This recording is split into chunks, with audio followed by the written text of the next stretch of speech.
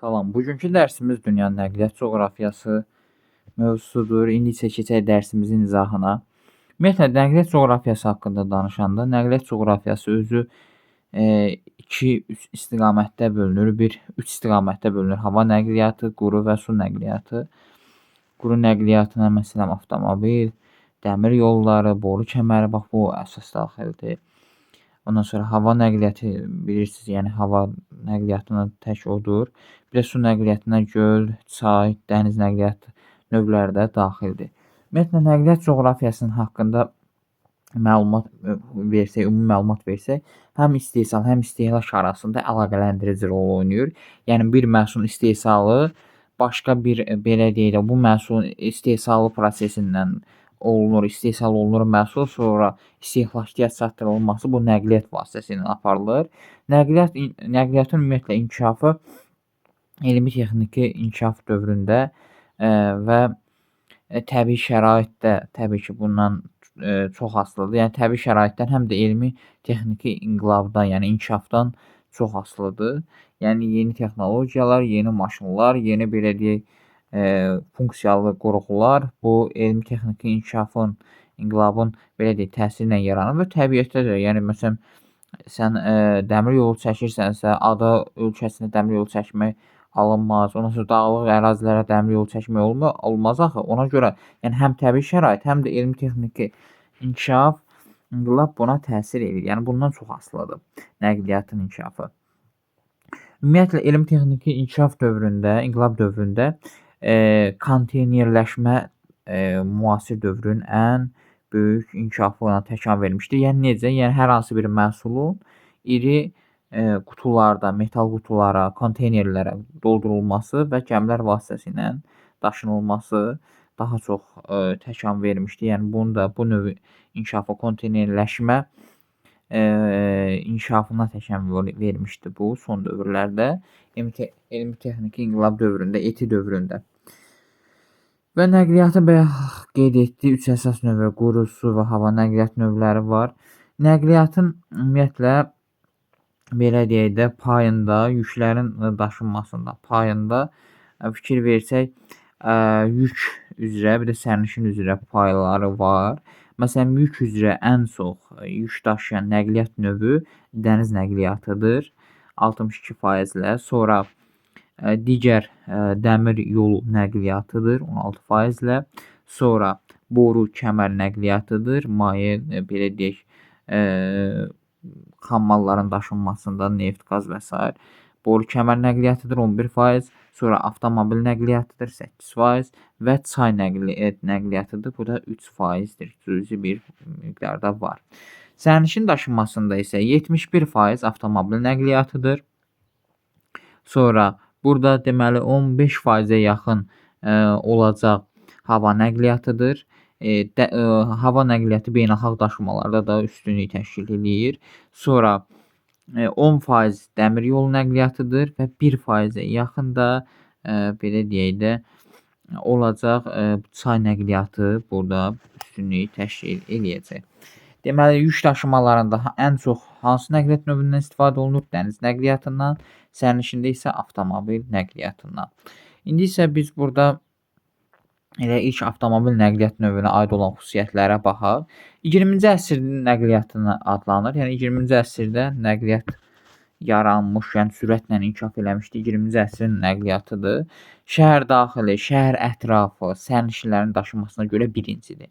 Yəni sən buradan durub şəhərə getmək və yaxud da rayona getmək üçün təbii ki, avtomobildən istifadə edirsən də, sən samolyotla gedib gəlmirsən ki, düzdür, və yaxud da hər yerdə dəmir yolu yoxdur axı, və yaxud da dəniz yoxdur. Bunlar olmadığına görə çox belə deyək də tez tapıldığına görə, kütləvi şəkildə istismar olduğuna görə, yəni bunlardan istifadə olunduğuna görə bunlar sərnişin daşınmalarında birincidir. Bunu yadınızda saxlayın. Bir də görsüz əgər testlərdə qapıdan qapıya nəqliyyat növüdür. Yəni bir qapıdan digər qapıya qısa məsafəli və yaxud da ki, digər şəhərlər arası əlaqədə istifadə olunur. Şəhərlər arası beynəlxalq daşımalarda da rolu son dövrlərdə getdikcə artır. Bəs avtomobil nəqliyyatının üstünlükləri nədir? Gəlin buna baxaq. Yüklərin qapıdan qapıya aparılması, yəni əsas olur. Yəni az yanacaq işlədir. Az yanacaqla böyük bir iş görə bilir. Sürətli və çevik olmasıdır.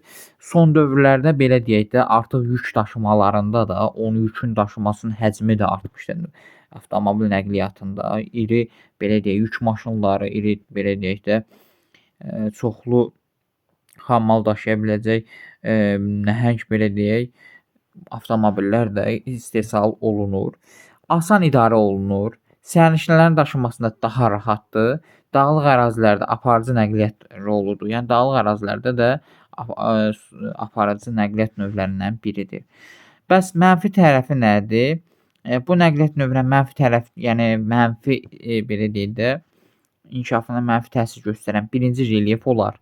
İkinci də iqlim şəraiti bu avtomobil nəqliyyatının inkişafına mənfi təsir göstərər. Bəs avtomobil yollarının uzunluqlarına görə fərqlənən ölkələrdən hansılardır? Məsələn, ABŞ-dır, Hindistandır, Braziliyadır, Çindir, Yaponiyadır. Burada yəni əhalinin çoxluğu, həm də ki, belə deyək, avtomobil yollarının ölkənin də müəyyən qədər sənaye sahəsinin inkişafı avtomobil yollarının sıxlığının daha çox olmasına gətirib çıxartmışdır. Fikir versəz, burada məsələn Pan-Amerika avtomobil yolu ən uzun belə deyək də avtomobil yollarından biridir. Afrikada olan magistral yollara fikir verin, şimaldan cənuba çəkilən, şərqdən qərbə çəkilən avtomobil yollarıdır. Avtomobil yolları sıxlığına görə hansı regionlar, məsələn, soruşsalar ki, hansı regionlar fərqlənir? Qərbi Avropa, bir də Yaponiya, Qərbi Avropada Almaniya, Fransa kimi ölkələr, Belçika kimi ölkələr daha çox fərqlənir. Sonra növbəti belə deyək də nəqliyyat növümüz dəmir yolu nəqliyyatıdır. Dəmir yolu nəqliyyatına görə bu da son dövrlərdə dəmir yolu nəqliyyatı etin təsiri ilə biraz rolu azaldı. Yəni uzaq və orta məsafələrə ağır yükləri daşınmasında hələ də inkişaf edir. Yəni yəni texniki inkişafın, inqilabın təsiri ilə bu biraz azalmışdı bunun əhəmiyyəti. Ancaq az olsa da yenə də ağır işlərdə, yəni ağır yüklərin uzaq və orta məsafələr daşınmasında istifadə olunur. Şəhərlərarası da daşımada, sərnişin daşımada da öz əhəmiyyəti var təbii ki. Dəmir yolun uzunluqlarına görə fikir versək, burada ABŞ-dır, Rusiyadır, Çindir, Hindistandır, Kanadadır, Avstraliyadır. Yəni bu ölkələrdə həm də onun çəkilməsinə relyefin amili də təsir eləyir. Nəticədə bu dəmir yolları daha çox hamar, belə deyək də ərazisi geniş olan, uzaq olan və yaxud da faydalı qazıntıların daşınmasında istifadə olunan əhəmiyyəti də var ki, ona görə dəmir yolu uzunluğuna görə bu ölkələr ABŞ-dır, Kanadadır, Rusiyadır, sonra Çindir, Hindistandır, Avstraliyadır. Bunlar fərqlənirlər. Digər ölkələrdən deyilə, məsələn, Argentina, Böyük Britaniya, Yaponiya, Fransa, Avstriya, Almaniya, Rusiya, Kanada, ABŞ da öz yerində. Sürət qatarları var son dövrlərdə. Burada məsələn Fransada var, Paris, Lyon, Yaponiyada Tokyo, Osaka, Almaniyada Mannheim, Stuttgart, ABŞ-da New York, Washington, İtaliyada Roma, Florensiya, Rusiyada isə Moskva, Peterburq belə deyək sürət qatarları var ki, bu istiqamətdə gedirlər. Məsələn, hansı ölkələrdə məsələn dəmir yolu mövcud olmaz? Dağlıq ölkələrdə, ekstremal ərazilərə malik olan ölkələrdə ki, yəni burada bunun çəkilməsi mümkün deyil və yaxud da heç sərf eləmir və yaxud da heç qeyri-mümkündür. Məsələn, Əfqanistandır, Nepaldır, Qatardır, Birləşmiş Ərəb Əmirliyidir, Bəhreyndir və mikroada dövlətlər də bura daxildir hətta.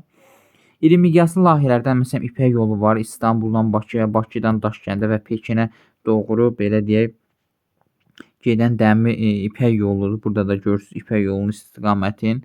Asiyada Sakit Okeandan Singapurdan Bangkok, Pekin, Yakutsk, Bering dəniz tuneli ilə Vancouver və San Francisco yolu da var. Bu da ən uzun iri miqyaslı yollardan biridir.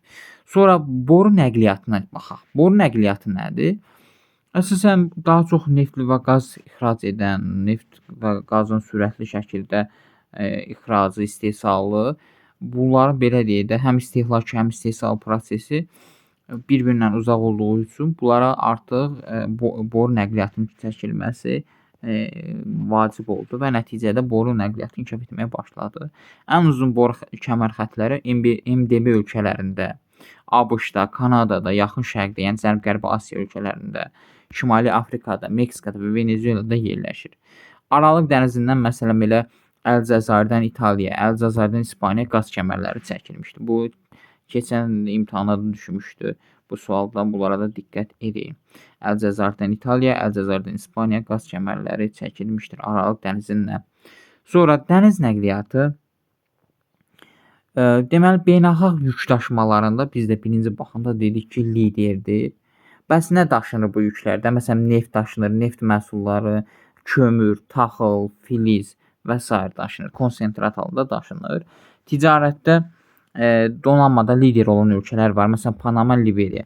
Bu əslində kasıb ölkələrdir. Sadəcə bunun əsas səbəbi ondan ibarətdir ki, inkişaf edilmiş ölkələr belə deyək də vergini az ödəmək üçün kasıb ölkələrin bayrağı altında üzürlər Panama, Liberiya və bunun nəticəsində də bu yolla daşınan yüklərdən alınan haqq frakt adlanır. Yadınızda saxlayın. Dəniz nəqliyyatında yük daşımada kabotaj deyilən bir anlayış var. Əgər bir ölkənin dəniz daxilində, eyni dəniz daxilində yük daşımaları varsa bu kiçik kabotajdır. Məsələn, belə deyək də, Türkiyənin Qara Dəniz daxilində limanlar arasında yük daşıma varsa bu kiçik kabotajdır. Əgər məsələn Türkiyənin Qara dənizi ilə Mərmərə dənizi arasında və yaxud da ki, Qara dənizi ilə Aralıq dənizi arasında daşınma varsa, bu isə böyük kabotajdır. Yadınızda saxlayın. Dəniz yüklərinin belə deyək də, okeanlar üzrə paylanması ardıcılığı budur. Ən çox dəniz yükləri də Sakit okeandır. Son dövrlərdə Atlantik okean, Hind okeanı, Şimal Buzlu okean bura daxildir. Ən böyük dəniz limanlarından məsələn Şanxay Çində, Singapurda, Tinsinyan Çində, Guangzhou Çində, Sindao Çində, Rotterdam Niderlandda, Ningbo Çində, Port Avstraliyada, Dalyan Çində, Pusan Cənubi. Ən çox da görürsünüz Asiya ölkələridir ki, ona görə Sakit okean önə çıxır. Cənubi Koreyadadır. Ən ucuz nəqliyyat növüdür, bunu da yadda saxlayın. Baxın, dəniz nəqliyyatından çox istifadə edilən boğazlardan, məsələn, Malakka boğazıdır, Hörmüz boğazıdır, Bab-el-Məndəb boğazıdır, Cəbrayıl Tarix boğazıdır. Əsas belə deyək, əhəmiyyətlidir, beynəlxalq əhəmiyyətli. Kerçdir, Bosfordur, Dardaneldir, Lamanşdır. Kanallardan Panama, Süveyş, Kil ən əsası. Və bu qeyd etmək olar bunu. Sonra məsələn burada okeanlara məxsus limanlar var. Məsələn, Hamburg Almaniyaya məxsusdur. Rotterdam, Amsterdam Niderlanda, Antwerpen Belçikaya, Londona Böyük Britaniya, Lamanş, Havr Fransa, Baltik dənizi sahilində Sankt Peterburg Rusiyanındır, Gdansk Polşanındır, sonra Klaypeda Litvanındır, Riga Latviyanındır, Tallinn Estoniyanındır, Helsinki Finlandiyanındır, Stokholm İsveçdir, Kopenhagen isə Danimarkadır. Bax, bunların digərlərinə də siz belə baxıb, saxlayıb baxa bilərsiniz bu limanlara. Biz elə buradan xəritə üzərində də baxsaq, görürük ki, həqiqətən də bax bu limanlar, məsələn, Fransada Marsel, ABŞ-da var. Məsələn, Atlantik okeanda New York, Philadelphia, Tampa, Yeni Orlean, Meksikada Tampico, Houston, fikir verin, Houston, Yeni Orlean, Tampa, Philadelphia, New York. Sonra qərbdə Seattle, Vancouver, yəni Sakit okeanda Francisco kimi, Los Angeles, belə deyək, Valdez limanları var. Sonra burada Braziliyada Santos, Tumbara limanları var. Atlantik okean sahilində Richards Bay, Hind okean sahilində Afrikanın cənub-şərqində yerləşir. İskəndəriyə limanı var. Sonra burada İran körfəzində Xark, İranda, ondan sonra Hena, Əl-Əhmədi, Rastanur limanları var. Genoa var İtaliyada, Marsel dedik. Novorossiysk var Qara dəniz sahilində. Sonra fikir versək, burada London, Amsterdam, Rotterdam, Hamburg, Antwerpen, Havr kimi limanlar bu ərazilərdə yerləşir. Sonra burada qeyd edəcəyik, yenə qeyd etdik, bu Yaponiyanın limanlarıdır. Tokyo, Chiba, Kawasaki, Yokohama, Nagoya, Kobe, Osaka, Kure, Kitakusu, bax bunlardır. Sonra Ulsan, Pusan, Koreya, sonra Sindao, Şanxay, Ningbo, Şangay, Tinsinyan, Tianjin, yəni bu Çinindir, Gaoyu, Siyun, bunlardır. Singapurdur, görürsünüz, Singapurda yerləşir. Avstraliyada Dampier, Hind okeanında Perth, Hind okeanında Newcastle isə əslən Sakit okeana aid olan limanlardan biridir. Bir də ki, burada Şimal dənizində belə deyək də, Murmansk, bir də Arxangelsk limanları da var ki, bu da Şimal Buzlu okeanın limanları qeyd etmək olar. Hava nəqliyyatı var. Hava nəqliyyatı əsasən ən bahalı nəqliyyat növlərindən biridir. Qitələr arasında, yəni sərnişin daşımada bu liderdir də, yəni ən sürətli, ən çevik bu sərnişin daşıyır. Orta yenə uzaq daşımalarda, sərnişin daşımalarında, həmçinin təcili tez xarab olan məhsulların daşınmasında böyük əhəmiyyəti var. Bəs hava nəqliyyatı ilə yük daşımalarının fərqlənən ölkələr hansılardır? ABŞ-dır, Almaniyadır, Yaponiyadır, Böyük Britaniyadır, Çin, Fransadır. Ən böyük limanlar məsələn ABŞ-da Atlanta, Hartsfield, Jackson, Chicago'da O'Hara, New York, San Francisco, Los Angeles, Fransada Parisdə Charles de Gaulle, İngiltərədə Londonda Heathrow, Çində Pekində Şaodu, Almaniyada Frankfurtda Rhein-Main, Yaponiyada Tokyoda Haneda, Türkiyədə İstanbul Atatürk. Əsas təyyarə şirkətləri Boeing ABŞ, Ivy Ruslan Rusiya, Maria Ukrayna belə deyək şirkətləridir. Yerli xətlərlə sərnişin daşımada lider olan ölkələrdə məsələn ABŞ-dır, Kanadadır, Rusiya, Çin, Braziliya, Hindistan və Pakistan bu dövlətlər qrupuna daxildir.